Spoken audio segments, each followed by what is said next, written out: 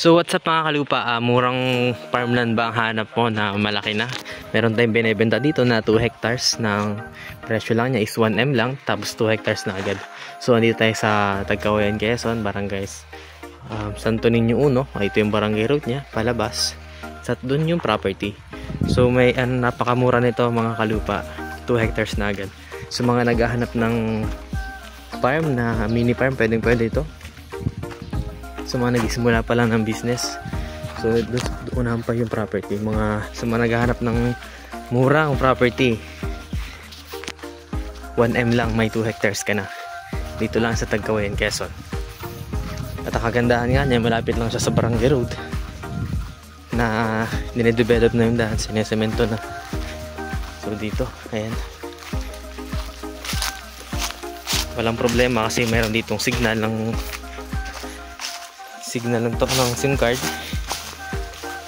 may tubig, may kuryente. So itong dinadaanan natin mga kalupa, ito yung pinakang right of way niya. So makalat lang ngayon, makasukal pa, hindi pa nalilinis, pero ito yung pinakang right of way niya na nakausap niya sa barangay.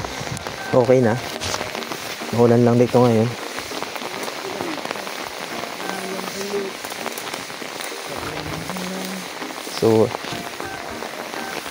So guys, nandito tayo sa start na tayo ng property. Dito sa may puno ng duhat, papasok doon. So masuka lang talaga siya ngayon kasi hindi na siya pinapalinis ng owner.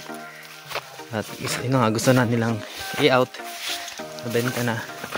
So yan, ang dami naman yung puno dito ng batino. Pag napalinis nito mga kalupa is napakaganda niya. Pantay siya Pantay siya dito, tapos doon sa baba pantayan pa rin. May mga niyog, mga ilang niyog siya, saka puno ng kahoy. So kagandahan dito mga kalupa, ayan, may magandang overlooking dito. Sa mga may hilig bakasyon sa mga overlooking, napakaganda ng lugar. Ano? Kita nyo yung nakaganda ng overlooking dito. So dyan, pwede kayo magtayo ng kubo dito sa part na to para makita nyo yung ganda ng overlooking. So ayan guys, punta natin sa mga hambra.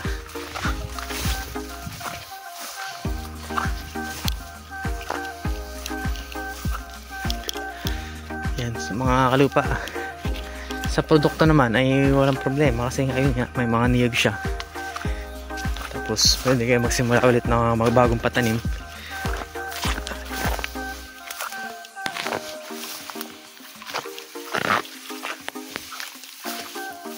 Ito, punta natin yung kapantayan niya.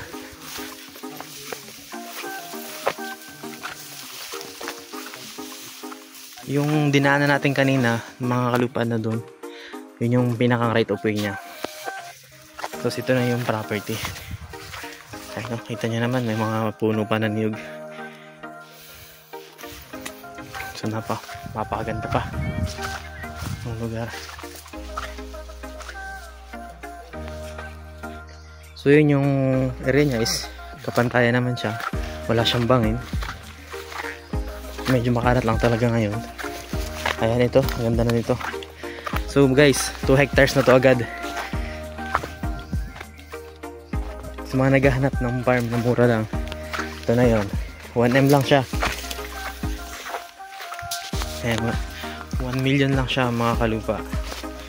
Sa mga mag-inquire, syempre lalapag ko dito yung contact number ko para in case na gusto nyong makita o puntahan yung properties, PM lang kayo sa akin para makita nyo yung kagandahan ng lupa.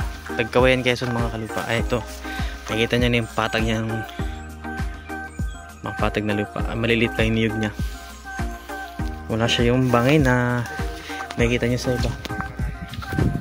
Tapos ang kagandahan niya ito, may overlooking siya. Tapos wala nang problema sa tubig, sa kuryente kasi meron dito, may signal din dito ang cellphone.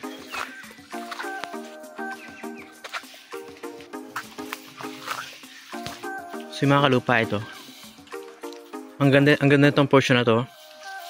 Pwede pagtayuan ng bahay kung balak nyo ibakasyonan or farm talaga na pwede na halagaan nyo ng mga hayop, ay pwede ito. Kasi hindi siya bangin, hindi rin siya bundok, kaya pwede siya. Tsaka ang kaganda niya ito mga kalupa ay napakamura na niya. So ayan dito, puntahan natin yung pinang boundary.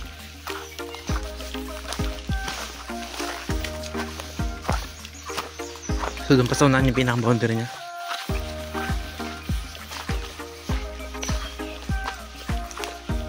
At yung kapantayan niya talaga. Sa kayo niya mga kalupa, mga 100 meters lang ang layo niya mula sa barangay road hanggang dito sa loob ng property. So makikita nyo naman dito, ayan, may maganda siyang tanawin. Napalibutan siya ng maganda. So ayan, doon sa loob, napakaganda itong gawing farm mga kalupa. Saan po yung pinaka-boundary, ma'am? Add. So doon po yung pinaka-boundary niya, itong plot na to. So wala po kang problema sa kahoy, kasi mayroon na po siyang mga pwedeng gamitin sa pagpagawa ng kubo. Pwede po sa mga hayop, kambing, ayan, manukan, or iba po mga hayop na gusto nyo. So yun mga kalupa, if interested po kayo dito, PM lang po kayo sa akin. Set po tayo ng araw pa kailan yung gusto makita. Tripping po natin yan mga kalupa.